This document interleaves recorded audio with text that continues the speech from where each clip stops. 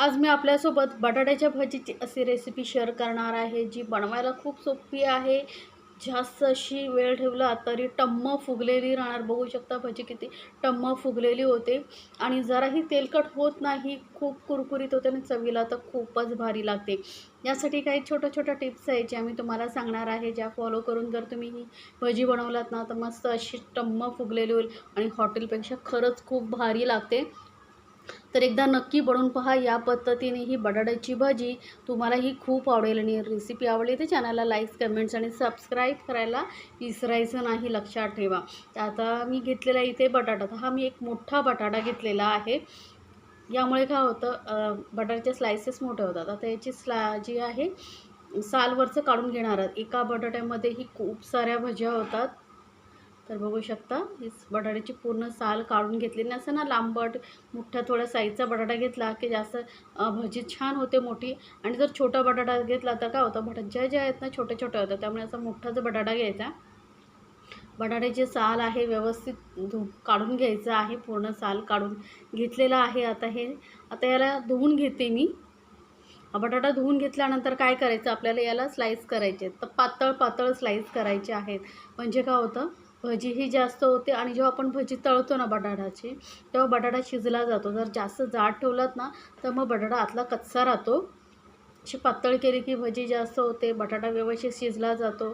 त्यामुळे असे पातळ स्लायसेस करून घ्यायचे. तर इथे मी सुरीने घेतलेले आहे, तुम्ही स्लायसरनेही करू शकता. हे बघा, मस्त असे पातळ स्लायसेस मी करून घेते. आणि हे बटाटे आपण लगेचच पाण्यात ठेवणार आहोत. म्हणजे काय होईल, यावरती जे स्टार्च वगैरे आहे ते निघून जाईल. तर बटाट्याचे स्लाईस करून मी हे असे पातळ घेतलेले आहेत. बघू शकता किती अशा पातळ स्लायसेस आपण केलेले आहेत. आणि मोठा बटाटा घेतल्यामुळे स्लायसेसही मोठ्या भरपूर झालेले आहेत. एका बटाट्याची तुम्हाला ना 3 ते 4 जणांना मस्त आरामात भजी पुरते. आता यामध्ये पाणी घालून 1-2 वेळा धुवून घेते मी. बघू शकता, हे जे स्टार्च आहे ना ते आपल्याला काढून टाकायचं आहे. असं चोळून बटाटा आपण धुवून घेऊया. आणि परत यामध्ये पाणी घालून आपण बटाटा असाच थोडा वेळ ठेवायचा आहे बरं का. तोपर्यंत आपण पुढची तयारी करूया. तर हा बटाटा आपण आता साईडला ठेवूया. तर एका बाउलमध्ये मी घेते बेसन. तर एक मोठा कप भरून मी बेसन घेतलेलं आहे. 1 कप बटाट्यासाठी एवढं बेसन बस होतं. आता भजी कुरकुरीत आणि टम्म फुगण्यासाठी आपण यामध्ये घालणार आहोत कॉर्नफ्लोअर. तर कॉर्नफ्लोअरमुळे काय होतं, भजी ना मस्त अशी टम्म फुगलेली होते आणि जास्त वेळ तशीच टम्म फुगलेली राहते आणि तेलकट होत नाही, सर्वात महत्त्वाचं म्हणजे. आणि आता भजीने एकदम मस्त अशी हॉटेलसारखी पिवळी होण्यासाठी आपण इथे घालणार आहोत चिली फ्लेक्स. लाल मिरची पावडर घालायची नाही आहे. सोबतच घातलेले आहेत चवीनुसार मीठ आणि थोडीशी हळद, जास्त हळद घालायची नाही. आणि फक्त एक 2 पिंच एवढा आपण बेकिंग सोडा वापरणार आहोत. बेकिंग सोड्यामुळे काय होतं, भजी मस्त अशी कुरकुरीत होते. सोबतच थोडी मी कोथिंबीर घातलेली आहे. आता तुम्हाला चिली फ्लेक्स नसतील घालायचे ना, तर हिरवी मिरची बारीक चिरूनही घालू शकता. आणि तुम्ही म्हणाल आता माझ्याकडे कॉर्नफ्लोअर नाही आहे, तर मग तुम्ही याऐवजी तांदळाचं पीठही 1-2 चमचे घालू शकता. पण शक्यतो कॉर्नफ्लोअर घालून बघा, मस्त भजी होते. आता यामध्ये थोडंसं पाणी घालायचं बरं का, एकसाथ जास्त घालायचं नाही. थोडंसं पाणी घालून आपल्याला हे पीठ छान असं फेटून मस्त असं फ्लफी करायचं आहे. 2-3 मिनटं छान असं फेटून घ्यायचं आहे. फेटून घेतल्यामुळे काय होतं, एक तर आपण यामध्ये जे बेसन घेतलं आहे मस्त असं फ्लफी होतं, छान असं स्मूद होतं. कॉर्नफ्लोअर घातलं आहे त्यामुळे जी भजी आहे ना जास्त टम्म फुगलेली होते. जास्त वेळ तशीच फुलून राहते. त्यामुळे बेसन असं छान असं फेटून घ्यायचं. एकसाथच असं एकाच डायरेक्शनमध्ये 2-4 मिनटं तरी फेटून घ्या. बघा, मस्त असं फेटल्यामुळे गुठळ्याही जातात आणि एकदम असं ना स्मूथ असं आपली ही पेस्ट तयार होते. बघू शकता बेसन किती छान असं फेटून घेते. आणि हलका कलर चेंज होईपर्यंत आपल्याला हे फेटून घ्यायचं आहे. ते जसं फेटत जाल ना, तसं तुम्हाला कळेल की बेसनचा आता कलर चेंज होत आलेला आहे. आणि जास्त पातळही आपल्याला हे पीठ करायचं नाही. पातळ केल्यामुळे काय होतं, जेव्हा आपण तेलामध्ये भजी सोडतो ना, ते एक्स्ट्रा पीठ जास्त निघतं आणि भजी मग पातळ होते. वरचं कवर एका साईडला निघतं वगैरे. त्यामुळे हे असं इतपत घट्ट आपल्याला हे पीठ ठेवायचं आहे. बघू शकता हलकासा कलरही चेंज झालेला आहे बेसनचा. आता यामध्ये असा हे बटाटा छान असा घोळून घ्यायचं आहे पूर्ण. व्यवस्थित सर्व बाजूने कवर झाला पाहिजे आणि एक्स्ट्रा पीठ आहे ते काढून घ्यायचं. आणि तेल चांगलं गरम पाहिजे आणि गरम तेलामध्ये ही भजी मस्त सोडायची. आणि एका वेळेस जास्त सोडू नका, म्हणजे काय होतं, एकावर एक बसल्या जातात आणि त्यांना फुलायला जागा भेटत नाही.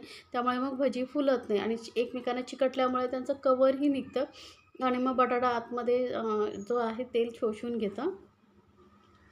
त्यामुळे काय करायचं, जास्त भजी एक साईड सोडायची नाही. जेवढ्या कढईमध्ये व्यवस्थित राहतील एवढ्याच भजी आपण सोडून घ्यायची आणि गॅस मीडियमवरती ठेवायचं, मध्यमवरती, म्हणजे जो आतमध्ये बटाटा आहे व्यवस्थित शिजला जातो, कच्चा राहत नाही.